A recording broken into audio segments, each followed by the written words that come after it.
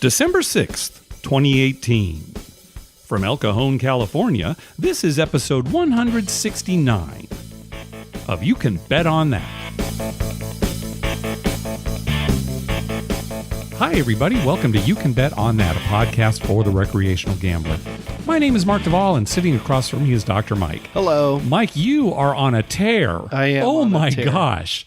I mean, we're going to get to your trip, this Vegas trip, but we've actually got to go back a week to begin this whole story of this run that you've been on. I'm on a good run. Oh, my gosh. Well, a few weeks ago, remember we talked about how we both hit a 5-point fire bet in the same session. I rolled one and you rolled one. Right. And these fire bets have been still hitting. You hit like a 5, wasn't it, like a couple weeks ago on a Friday night? Yeah. On that Friday night, I rolled a 5. You rolled a 5. And I rolled a wasn't 5. with you that night. No, That was right. No, I was there by myself, I believe. Yeah, I think you were just going up to get your free play, and you played a little bit. Yeah. And then the next day, we go and we went extra early. We both had the day off. So I don't know, we got up there at like 3:00. Yeah, we were way earlier, and then we were both worried about, can we make it till midnight? Exactly, because we had some free play at midnight. Well, our buddy Phil, one of the regulars at Harrah's, he got the dice at 3:30. And what did you say? I turned to him, he's standing between you and I said, Phil, 3:30 is fire bet winning time. That's when typically fire bets are won. And he's looking at me and we're laughing. I said, it's 3:30, Phil. Roll a fire bet. And what do you know? Phil rolled a 6-point fire. So it's the third one but I wasn't on it. Yeah. You had $10 on it. Right. So you won $10,000. Actually, a lot of people on the table had money out there on it. Right. So what were you saying that the casino lost just on the fire bets? I think you were $67,000. Yeah, I think it was just on the fire. Right. And that's after his good roll. His last number that he needed was a 10. So you're always like, shoot, it's one of the tough ones there. Right. And so meanwhile, I'm going around to all the other tables. I was saying, okay, we're on our 6th number. Okay, this.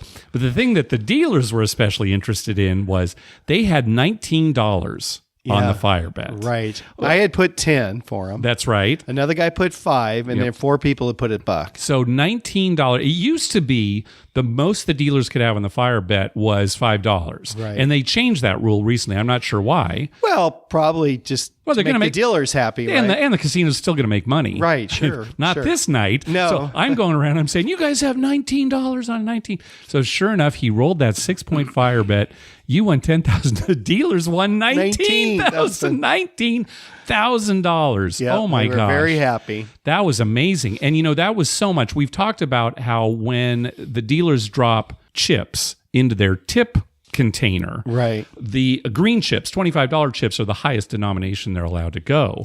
Sometimes, though, I think it's usually so because when they take them in the back and they sort them and they count them, they just don't want a bunch of high denomination chips. it looks suspicious, right? Basically. Right. So they will make an exception and they'll allow $100 chips for some of these big payoffs. Well, even with $100 chips, this would have been too much for 19,000. So they actually dropped purple $500 chips and cut it out. They paid the rest of us in yellow $1,000 chips. Right. Yes. Oh my gosh. So that was great. And then just that same night, I rolled a 5. Yeah, we switched tables. We We went switched to it- another table. went to another table. You rolled a 5, and then I rolled a 4. Amazing. Yeah. And I'm not on the fire bet, so I'm not winning this. But I mean, I'm okay. That's fine, right? Yeah, I'm not a right. side bet better.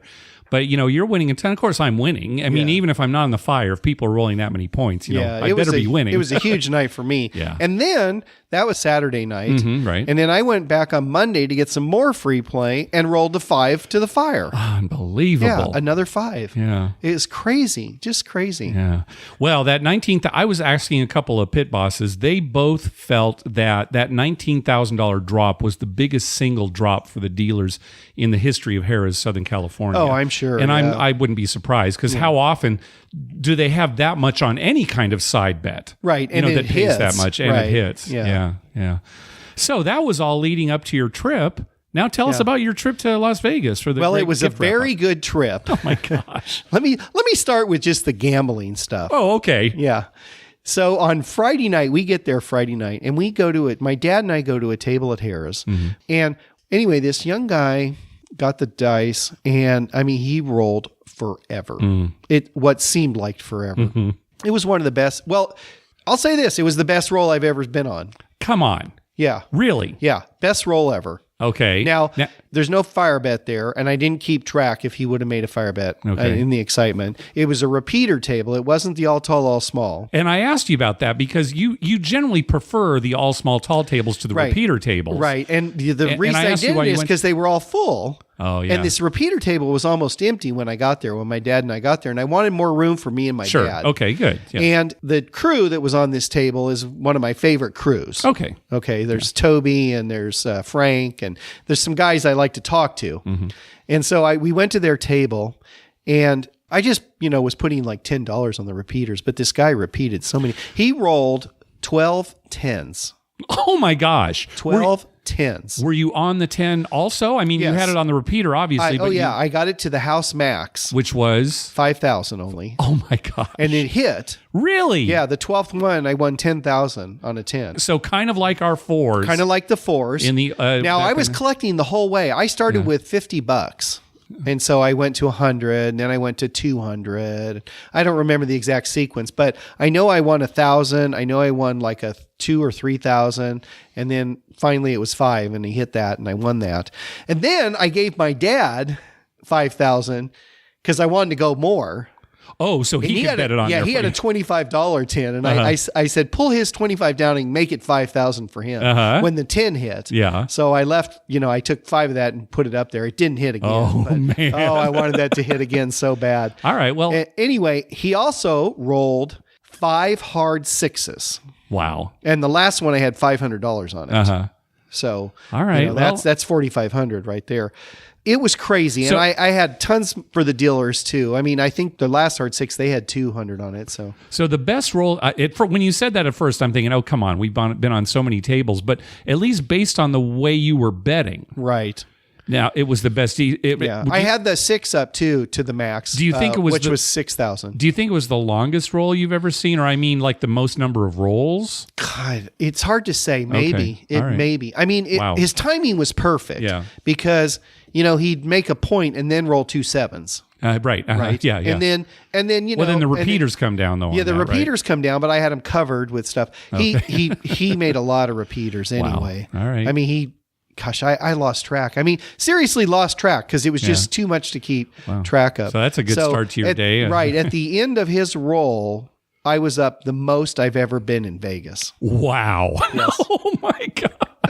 Wow. Yeah. Now, as far as gambling goes, the rest of the trip was not that great. Oh, okay. I mean, after that, it was, a couple of little wins here and there and up and down, but nothing substantial to speak of. Okay. All right. But yeah, that was just an amazing. I went to bed that Friday night like on cloud 9. That's great. When they give you a manila envelope to put all your money in when you leave the cashier. That's nice. That's a nice win. Wow, nice. And a little weird walking through the casino with a manila envelope full of, bundles of 10,000. You should have just stuck it under your shirt. Nobody would have noticed. I should have just held it up. Whoa, look at this. Look big at this. Big win. Going to my room now. Heading to the elevators.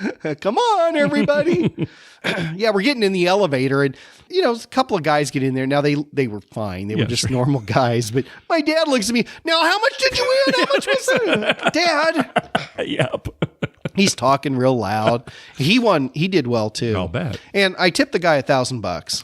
Which guy? The guy that rolled. Oh, that rolled. I'm sorry. Yeah. Oh, gave nice. him $1,000. Oh, you just had to do that then, huh? You had to break my record. Broke your record. $1,000. Biggest tip ever given. All right. Yeah, he seemed pretty happy. I don't know. He was real stoic. It's funny as he was rolling, he was real stoic. I don't know if he was drunk or what, but it was one hell of a roll. Wow, nice. Anyway, yeah, so that was how the gambling went. Okay. The rest of the trip went fine. We went to the great gift wrap up. Good. And we got, a bunch of stuff. A lot better organized, way et cetera, better than last organized. year. Yeah, real nice. Yeah, good. They had a Christmas theme, if you will. Mm-hmm. And there was like a ballerina. It was like a nutcracker thing, Okay. There's a ballerina and there's a guy. And then they had this. Oh, like real people. Yeah, real people. Okay. Uh-huh.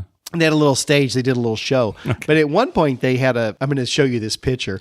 They had a woman who was obviously on a ladder, but there's this huge dress. I mean, it goes way out. Yeah. Right. And so here's her little body up at the top and then this huge dress and you could take pictures. I tried to get them to let me lift up a corner of the dress and peek out like I was coming out from underneath the dress. They would not do that. Huh. But it was really nice, and it was fairly well organized. Although the computers, when we went to check out, went down. Oh boy, yeah. For like 20 minutes, and the line was growing huge. Yeah. And the guy said, "Well, you've already got everything you're going to order. We're open till 6. And this is at noon." I said, like, just come back later in the day. You got all the. What do they give you? Like little. They slips give you of little paper slips of and paper. Oh yeah, okay. He said, just come back later in the day and check out. Yeah. Okay. Good. And I thought, okay. And then right when we did that, then the computers are back up. Okay. So once the computers were up, the line went super fast. Yeah. So we got back in line. It was funny for people who didn't have very many points. You needed 17,000 points to get a $25 gift card. Okay. But if you had the cheapest thing underneath that, if you had 10,000 points only, you could get this little sausage. Now, a little sausage. a little sausage. Now, it said a sausage, right? And there were like 3 different kinds, like a garlic kind and, different flavors.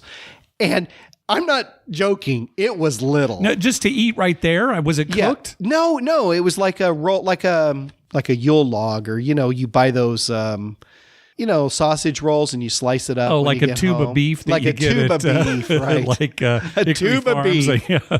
Like a Hickory Farms Okay, thing. I see. That you put on a cracker or something like that. it was small, Mark. I mean, the whole thing had to be like 3 inches long, right? And so, all these people go, I got a sausage. And, when they're saying, oh, you get a sausage of 10,000 points, I'm thinking it's like a, like a Hickory Farms thing, like something that's like a big foot one. long, Yeah, right? Yeah, it's like 3 inches. It's this little tiny sausage. 3 inches. Is that little? Well, that's little. Okay, all right. But anyway, they were giving them out. And so people are carrying around these little sausages. And it was pretty funny because that you had to pick up there. If you wanted gift cards, you had to pick them up there. And if you wanted the sausage, you had to pick it up there. Everything else they shipped to you. Okay. All the big stuff. So, but that was very well organized and very nice. Good. It was good. Saw a lot of Harrah's Rincon people there. Sure. All the usuals were there at getting their gifts and stuff. So that was kind of nice. It was like a little reunion in Las Vegas. Yep. As far as people that I met, of course, Dave and Julie and Big Lair were there. Okay, good. And, That's we right. spent a lot of time with them. My dad was entertaining them. Good. Big Lair was on the table when the guy had the big roll. Oh, he was? Yeah, he got in kind of late. He got in about 3/4 of the way through that roll. Okay, but he had some of it. But he had some of it, so Okay. I'm sure he made a little bit of money in that roll. Yeah. And then Greg stopped by at listener Greg stopped by at Harrah's several times and talked to me. Okay. All right, And then when I was over at Planet Hollywood, we were playing on a table, and actually your sister and sister-in-law, Sue and Elle, were standing next to me. Uh-huh. A woman comes up with her husband, and she took the seat next to the dealer, and I was one away from that. And she was standing there, and she was playing for a while, and, she was kind of obviously a little new to the game, so I was helping her with a few things and just chit-chatting. And then all of a sudden, somebody made a point and she yells out Muckleshoot and then laughs, right? And then laughs because she's the whole time she knew who I was, but I had no clue, So her name was Melissa and her husband was Dan. Very nice people from Dallas, Texas. Okay. And we had a good time. And it's funny because the dice weren't going all that well. And then she said, I think I got a feeling. And I was laughing because Elle standing right there. I was like, oh, yeah, you got a feeling? She's right. like, yeah, I got a feeling that this is going to be it. And she got the dice and she had a heck of a roll. Nice, good. She had a really good roll. Got me all the way back to even from Planet Hollywood. Oh, good. Of course, then after that, it got bad again. Yeah. But she had a great roll. Good. She had a really good roll. Good. And then also 2 other listeners, Adam and Claire, stopped by. And they didn't play, but they hung out for a while and chatted, and it was nice meeting them.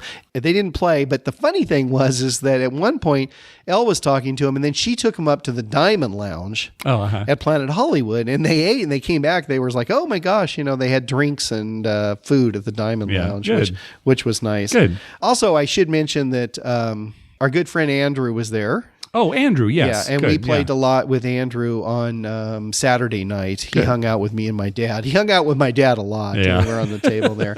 And he brought us a couple of chips from a Star City casino in Sydney, Australia. Oh, really? Yes. Oh, good. So I've got them for you. Oh, nice. For your collection. Oh, okay, good. And my dad's like, well, can you cash those in? They're $1 chips. I'm Dad, they're Australian $1 chips. They're like worth 62 cents American. I think Mark will just keep them. That's right. Anyway, all in all, it was a great trip and Good. came home. We all came home winners. So good. that helps. That does that help. does help. That good. makes that miserable ride back worth it. Yeah, that's right. You drove. That's right. That Sunday drive. Yeah. You got off to a later start than I thought you would have. Did you hit a lot of traffic? No, what's okay, good. crazy? We had like almost zero traffic. Good. I mean, I never went under 80 the whole way back. Okay, It was great. Good.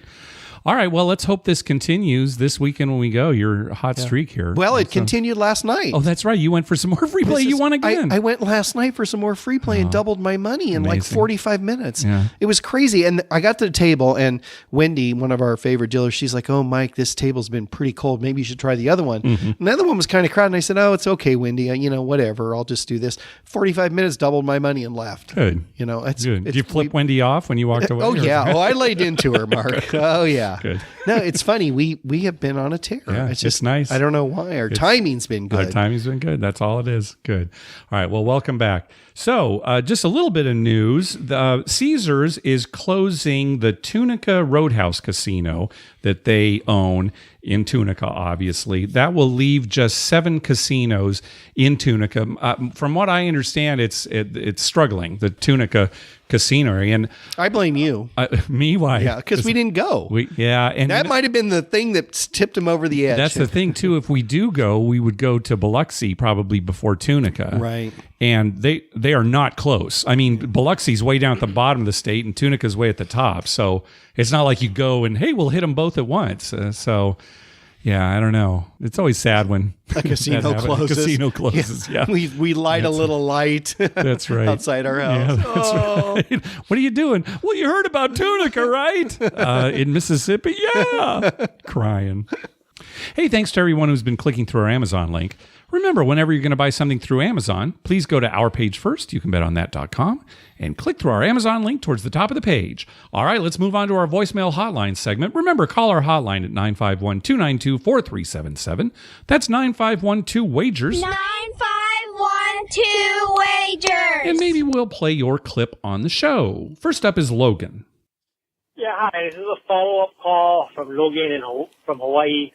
The repeater bet at the Venetian is going to disappear in a couple of months. They're going to replace it with, I believe, a traditional craps layout. I do know the repeater bet exists at the Orleans Hotel has a table, the Rio has a table, and the Gold Coast has a table. Just came back from Vegas, and I was on a table where the shooter had 60 rolls because I chart the dice like Mark. And I hit the repeater for a 5, a 9, and a 12, and a 3 during that individual's roll. And then I went to the Gold Coast where I was accused of making the pit boss nervous. Now, I've only been to the Gold Coast twice to gamble, and both times I lost.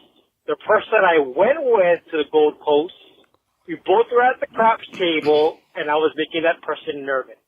So I left that person to go play slot machine. After I was done, that person called me over to the blackjack table where the person told me that the pit boss asked where you were. And I told the pit boss that I sent him away because he was making me nervous at the crap table. And the pit boss also said, yes, he makes me nervous at the crap table too. Now, I'm not a high roller. If I do win, I only win a few thousand. It's not like I'm winning hundreds of thousands of dollars from the casino where the pit boss would be justified in saying I make him nervous betting on craps. But I just wanted to know if any of you guys are told you make the pit boss nervous when you guys say craps, because you guys play as pairs. And Dr. Mike is a very aggressive roller on the hard ways, and parlaying $25 bets and $10 bets pays on a lot more than a parlay of a $2 bet. So, thank you. You ever made a pit boss nervous, Mike? Well, I don't know about nervous, but we've you and I both have had it where all of a sudden there's 4 of them watching our game. Yeah, it's funny because okay, big bets, that'll I guess get a pit boss's attention, but just that one guy's making me. I don't know, Logan. What do you look like? Yeah, are you a scary looking guy? Maybe that has something to do with it. But I don't know what you're doing too. That's right. No, we've never. Well, certainly they've never said you're making us nervous. And right. You'd better leave. But we do sometimes get quite large bets. And that's going to attract attention. And then, all of a sudden there's 4 pit bosses watching the game. Yeah. I never understand that. Well, I guess what are they looking for? I guess they think if they've got more eyes on the table, they can, see if something, if something rotten's happening. Yeah, we're manipulating the cards after the dice are rolled. Yeah, or manipulating the dice in Vegas. Yeah. I don't know. It's just stupid is what it is. Yeah. I sometimes, with the fire bet, that attracted a lot of attention. But you know why? That attracted a lot of attention because they lost $67,000. It's that, and they have to fill out a lot of paperwork. Yeah, so they need extra people. They get there, extra especially people to at a fill the crowded paperwork. table. But no, I don't think we've ever really made somebody nervous. I don't know. You make me nervous sometimes. Sure. Yeah, that's intentional. Around. Yeah, I know. I'm sure I make a lot of other people nervous. Not so much the pit, but I think I make other players. It's mutual. I'm probably more nervous of you than you are of me. Yeah, my brother says he's nervous of watching me play. I believe it. Because it gets him scared or something. I believe it. You're kin. Yeah. It's like, what's he going to do? So talking about those repeater bets, Logan, when I was in Vegas after I got up a lot, when I did play repeater, I played more all tall, all small after that. Oh, at different tables. At different tables. But when I did go back and play some repeater, what I was doing is I was putting $25 on 2, 3, 11, 12, and a nickel on the rest, $5 on the rest. Okay, and just hoping. And I did hit a couple of them, like 12s. Yeah. I think I hit a couple 12s and an 11 maybe. Yeah. So, but that's a nice payout. Well, and it is easier to hit, because you only have to hit the 12 twice, the 2 twice. Yeah, some guy. You're more likely to lose than to win, but it's still easier to do than hitting 6 sixes. When you hit one of them and you win over $1,200, it's like, okay, well, that makes up for a lot of, but I was putting $135 out there. Yeah, and in the past, $130. In the past, you've complained more about the repeater bet than anything else. Yeah, so I would not do that had I not been up because it's putting too much money out there. Yeah. All right, next call. Hey guys, this is DA from Mississippi. I just wanted to tell you guys I love the show. I'm just now getting out of the casino after a 12-hour session. Played craps for the first time in my life. Hit the all tall small, and then played blackjack to pretty much recover the rest of my losings. And after a good 12 hours, leaving up a little bit, not bad, but just crazy variance. And hopefully that doesn't happen again. All right, have a good day. Well, hitting the all small tall first time you play, that's pretty good. That's pretty Don't good. get used to that. Yeah, 12-hour session too. I like that. Yeah, that is good. So anyway, welcome to the world of craps. Yeah, hope you enjoy it. All right, next up is Adam.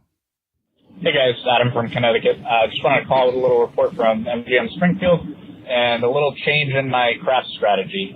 Previously, what I used to do when I would play craps, and there's almost no deviating from it, is I would do pass line with single odds. Unfortunately, I'm not a baller like Dr. Mike is with my max out on odds, but I would do pass line with single odds, and then I would place the 6 and the 8. And if the 6 or the 8 was the point, then I would place the number on the other side of it. So if the 8 was the point, I would place the 6 and 9. If the 6 was the point, I would place the 8 and the 5. What I noticed over the past couple trips up there is that when the money is out there, and there's some quick 7 outs, it destroys me. My money is off the table very quickly. So on a $10 table, it's $24, $44 out there. That's gone right away. So what I've started to do is I'll take the pass line with single odds, and then I will make 2 come bets with single odds. So at any given moment, I'll have $60 out there.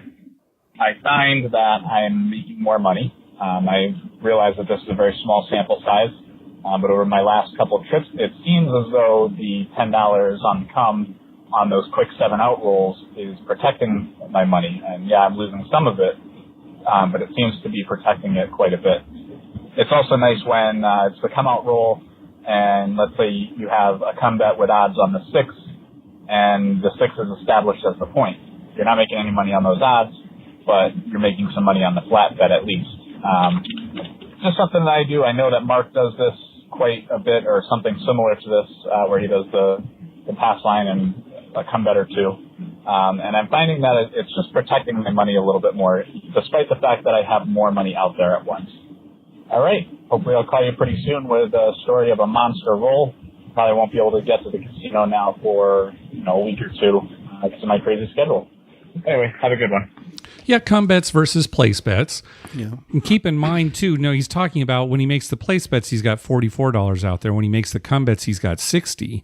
One difference is you don't always have 60 out there. Right. With the place bet, as long as it's not the come out roll, you always have the 44 out there. Now, of course, short term, anything can happen. We've talked about it. Yes, the come bet is good for those immediate 7 outs because you actually win on your come bet. Right. And you didn't have any other money just up lose there your other than odds. the odds and the pass line. But, those rolls where the roll is 5, you establish the point of 5, and then the next rolls are 6, 8, 7. Well, you haven't done too bad on your place bets. You at least made some of your money back. You get wiped out on come bets. So it's that philosophical thing. Play however you like. But here's the bottom line. I ran some simulations on. I ran this for like 20 million hours worth of rolls, assuming like 100 So like rolls. a good trip to Vegas. A good trip to Vegas. Yeah. Assuming about 100 rolls per hour, which is a lot. Might be less than that, but 100 is a nice round number. Playing the place bets the way that Adam originally played, you're going to lose about $13.75 per hour per 100 rolls. Playing the come bets, you're going to lose about a little over $10 an hour. So, in it's the long run, significant difference. it's significant. Now, this is theoretical and it's a long run, but there you go. $3 an hour for, however many hours that was, right. which is a lot. That adds up to a fair amount of money. Yeah.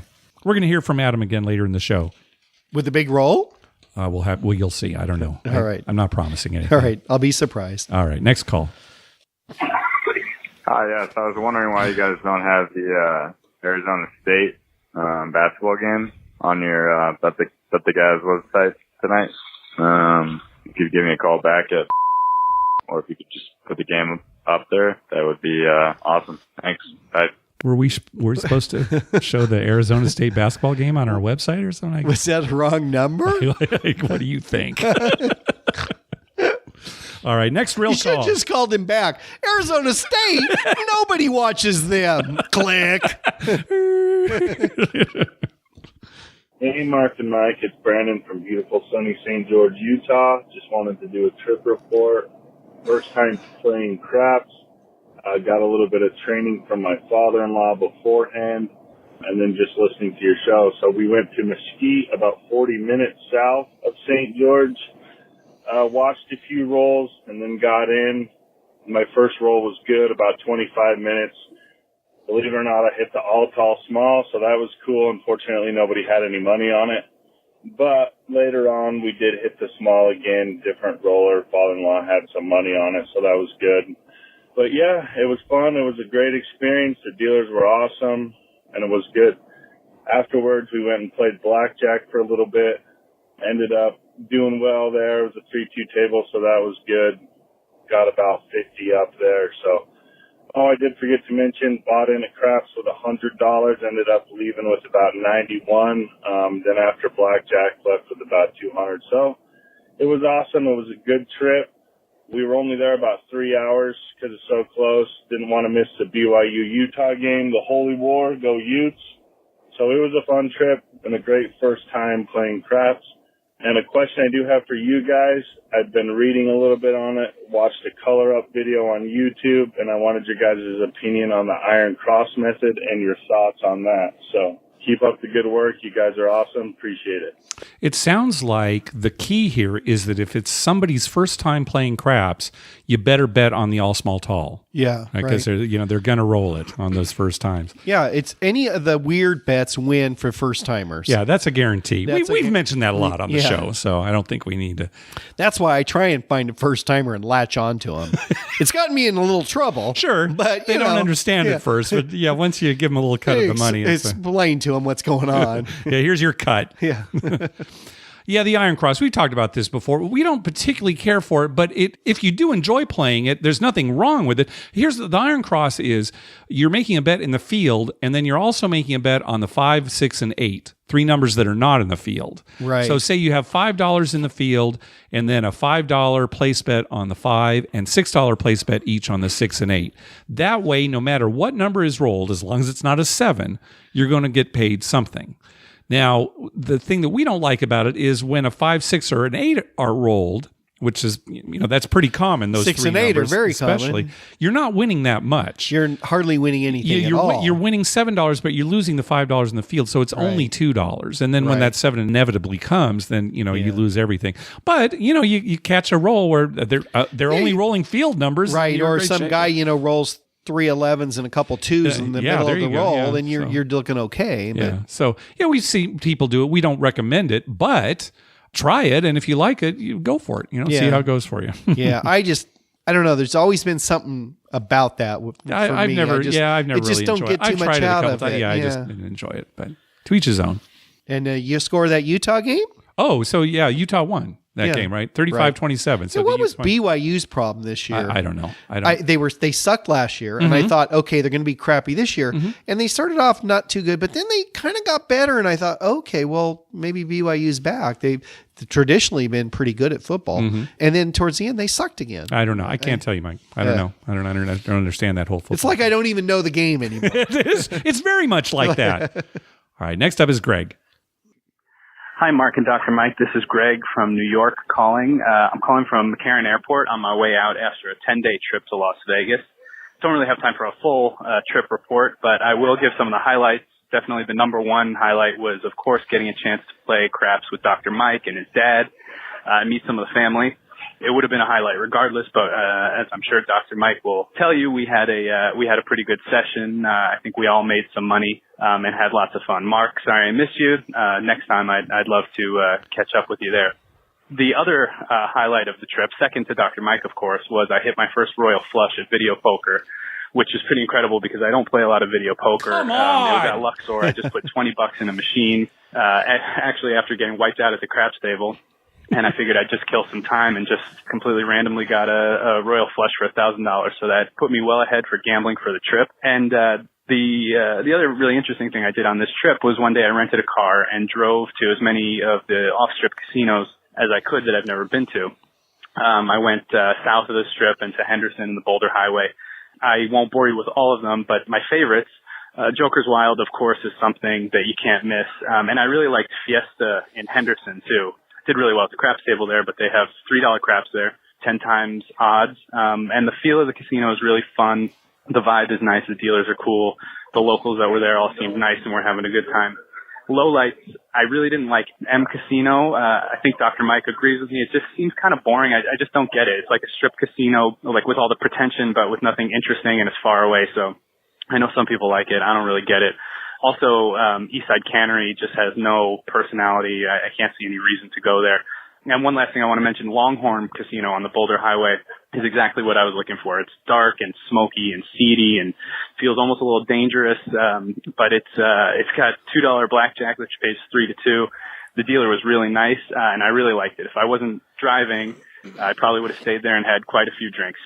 It was a great trip. If I think of anything else important, I'll give you a call and tell you some more. But I love the podcast. And Dr. Mike, I hope the rest of your trip was as successful as mine was. All right, take care. All right, good. Yeah, Thanks, Greg. Greg missed the big roll. Oh, okay. He was there before that, and we were winning. We actually were doing pretty well, but he missed the mega huge roll. Okay, but still won. So that's still good. won. Oh, yeah. When he left, he cashed out. He was ahead. Oh, good. Yeah, yeah. And my dad and I were just sitting there. We were both ahead, too. Mm-hmm. And then later, the mega roll came. Oh, okay. So he missed that, unfortunately. Oh, okay. So, Greg, I hate to tell you that. If you'd stayed like it got a little better hour, even. Yeah. Yeah, we did that a few years back, kind of a casino crawl around Las Right. Vegas to all the places I we'd had never told been him before. that we had done that. Yeah, that was fun. I can't see us doing it again only because, we went to a lot of the casinos. Now, I know there are new ones and some of the ones we Right. went to aren't there anymore, but I can't really see us doing it again. But we did it because we just felt like we should go to these places. Yeah. And, now it's like, oh, you've seen one. The M, I agree 100%. I do not like the M. I've only been there very briefly with you, and it Right. did not go well. We were just in and out. We so. haven't won. I've been there 2 or 3 times, and I've never really had. It's a weird casino. I don't know. It's- Maybe it's better if you stay there. I don't know. I can't It speak kind to of it. reminds me of MGM Grand after it first opened. It's huge, and Well, M's not huge. it's not huge, but the casino floor was pretty big. At M? Yeah. Don't you remember it was kind of wide open? It was almost like maybe it wasn't that it was huge. It was just there weren't a lot of people in there when we were there. Well, that's true. And so it seemed empty. It's okay. It seemed big because it was empty. because it All was right, empty. I'll give you that. Right. Yeah. It just seemed big. Like well, where is everybody? Kind of thing. Yeah. Everyone's going to hit a royal, right? Oh, yeah. You're going to be the last person. Yeah, in if you put America. an infinite number of monkeys in front of an infinite number of video poker machines, they're all of them. The infinite number of monkeys are going to hit royals, not you and me. Yeah, I don't know what it is. God. And I played a little video poker with some free play that I had at Harris. And I mean, several times I'd get 3 to a royal or something and just nothing. It just doesn't hit. Meanwhile, someone like Julie will go sit at a table and just hit a royal like that. Hey, I hit another one. Yeah, and David too. They hit royals like they're, like they own the casino. All right, let's hear from Adam again. Hey guys, this is Adam from Connecticut. Just wanted to call with a quick report. I spontaneously decided to go up to MGM today after some other plans fell through. MGM Springfield, so I had a couple hours to kill, so I went up and went to a very full craps table, and I had to squeeze my way in. I bought in for $200 and cashed out for $560, so that's my biggest single craps session ever. I did want to just point out, the table bosses, they can be very, very different. There was one there that the dealers were great, dealers were all social. The table boss was, I don't want to say rude, but he was a little, nonchalant, just kind of sitting there marking his bonus bets and not really doing too much to get into the game, even though the table was great. Dealers were getting tipped like crazy. And at one point, on the come out roll, I always do horn high ace deuce. I know it's a terrible bet mark, but, Dr. Michael liked that. I always do horn high ace deuce and I press it once it hits. So there was one come out roll, I forgot to make it, and of course it hit. And the dealer asked the table boss if she could just pay me because I had done it every single time, and he said no. I thought that was a little strange. I mean, it's a $26 payoff. I just don't understand why they wouldn't pay a $26 bet. I had been tipping them like crazy as well. Later on, I forgot to do it one other time, and it was a brand new table boss. She had literally just sat down. I was the shooter, and I forgot to put the horn high ace deuce. And I threw the dice basically as the dealer was saying, what about your horn high ace deuce? And of course, ace deuce came up. The dealer explained it to the table boss, and the table boss said, you know what, pay him. So every table boss is different. I still couldn't believe that the other guy wouldn't pay me, but hey, it is what it is.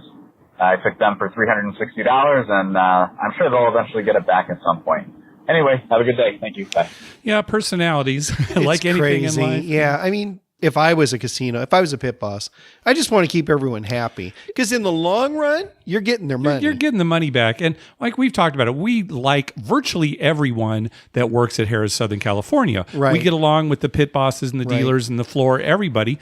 But there are a few exceptions. Obviously, we won't mention them on the show, but looking at you, I know you know who I'm talking about. Oh, yeah, I know who you're talking about. It's just like, gosh, I mean. What's their deal? Yeah, why? Yeah. So. Well, let me tell you, I will mention one name. I'm going to talk about Ray. Okay. Pit boss Ray. Super nice super guy. Nice, yeah. Super nice. Yeah. So last night, get this, I bet the world and I parlay it to a horn. Yes.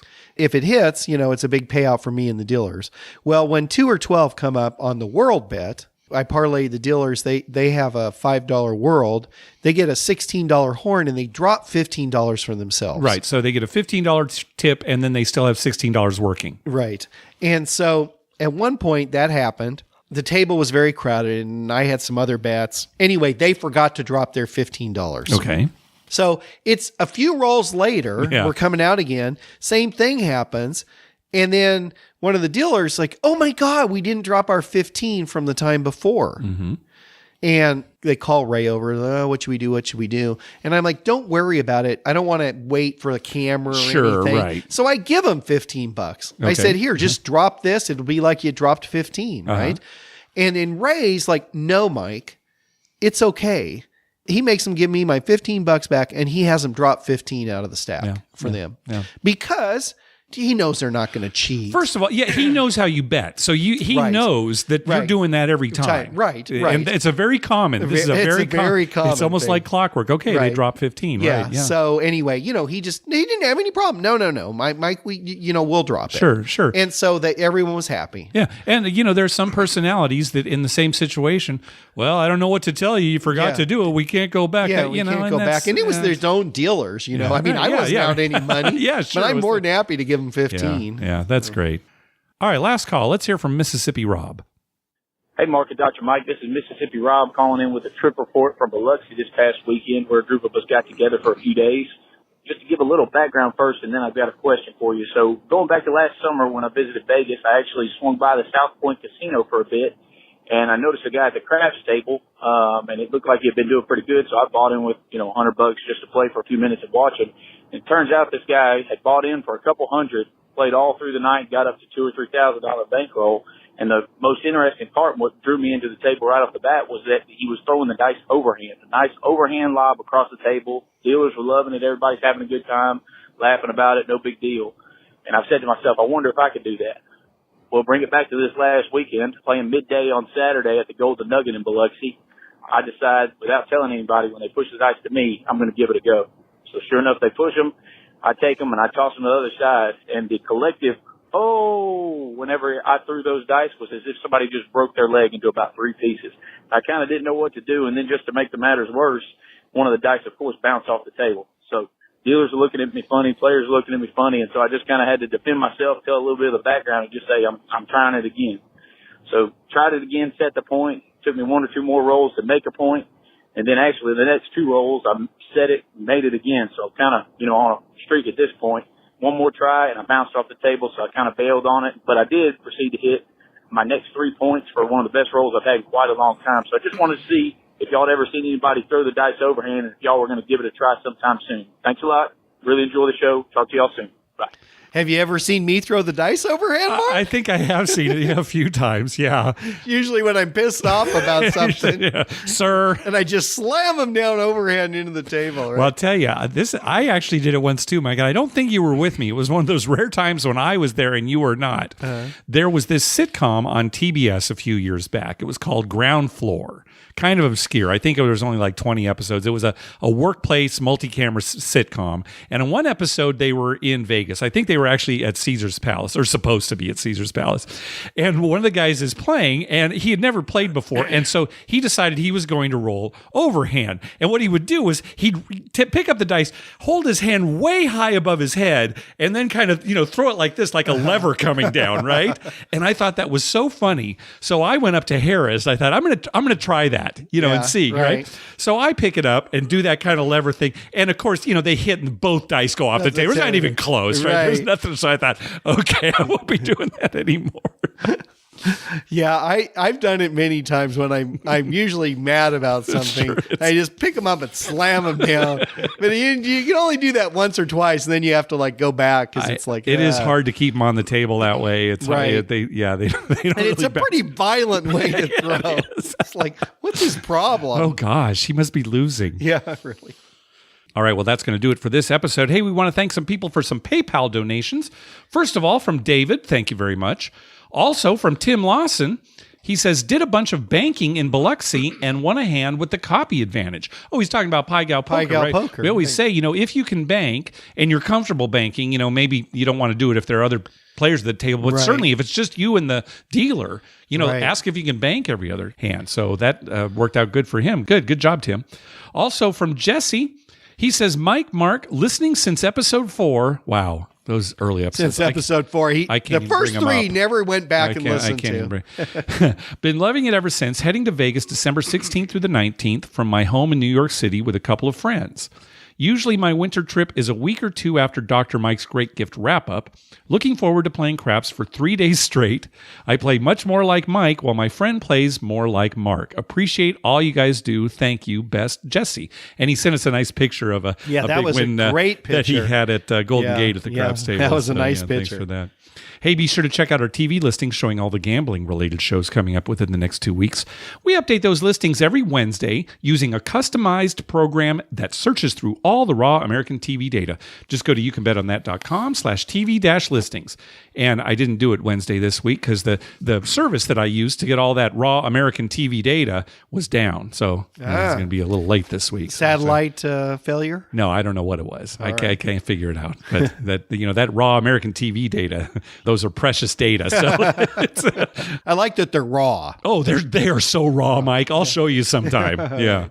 We'd love to hear from you. Call our voicemail hotline at 951-292-4377. That's 9512-WAGERS. Or you can email us at youcanbetonThat@gmail.com. You can also follow us on Twitter at YouCanBetOnThat and on Facebook at facebook.com/YouCanBetOnThat. Finally, please go to your favorite podcast app and write a review on us. We love getting your feedback. What do you got for us, Dr. Mike? I don't use raw enough. No, you don't. No, I need to start using the word raw more. Yeah. Wow, that was certainly a raw roll. That's right. What do you mean by that? Well, raw. That's right. Boy, the casino sure made me feel raw tonight. Yeah, right. I could use that every week, I think. Win or lose. One thing that I did come back from Vegas with is this terrible cold. Yeah, geez, it's killing me this week. Yeah. It's funny because the first thing I tell you is, God, I got to get rid of this cold. I mean, we're going to the casino Friday night. That's again. the only thing I can think of is, well, Mike, you're going to be well enough by Friday, right? I mean, we're still going, right? Right. I mean, I can't stay home. That'd be ridiculous. I'm not going to say anything about sports, even though I'm very excited about all of them. Okay. All right. Good. Thank you. I don't want to mention this, that the Chargers are, probably in the playoffs. Blah. One of the best teams in the NFL. Yeah, they're doing fine. I'm indifferent. Yeah. Well, you know what? I root for the players. I love Phillip. Oh, see, that's the thing, I like right? Yeah, Phillip Rivers. having a great Antonio year. Gates. For as long as he's been in the league, he's having a great year. They have some new rookies who are great, too. I mean, they really have a very good team. Yeah. Now, I'm not saying that they're going to be in the Super Bowl or anything, but they're a team nobody wants to play. Yeah, if you're a Chargers fan, it's been a good season. Yeah, it's been a good season. So I'm very happy. Okay. Our sports betting is going good. You've had a rough patch the last day or two. Yeah, but leading up to that point. Leading up to that, you were doing very well. Let's just let the listeners know that I've pretty much taken over the sports betting, making all the picks. Yeah. And we've been doing much better as a result. So right. It's good. How are you getting your information? Oh, I'll show you afterwards. Yeah, I don't want to say it on the air. Yeah. Right. Real scientific. He's got like some dice and he's All right. Thanks for listening. Good night.